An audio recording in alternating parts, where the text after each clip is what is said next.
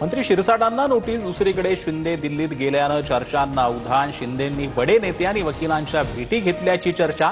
तर सरकारमधील गँगवॉरची कहाणी सांगितली असेल, पटोलेंचा शिंदेंना टोला। कॅबिनेट मंत्री संजय शिरसाटांना आयकर विभागाची नोटीस। तर मी काही गैर केलेलं नाही, नोटीसीला उत्तर देणार, शिरसाटांची प्रतिक्रिया।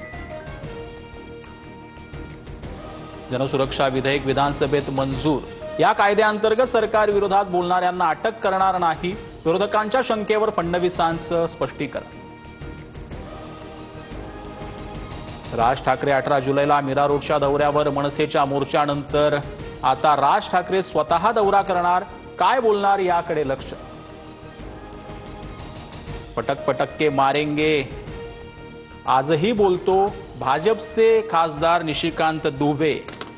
पुन्हा बरळले तर ठाकरे बंधूंनी अंबानींना मराठी बोलायला लावावं, दुबेंचं आव्हान।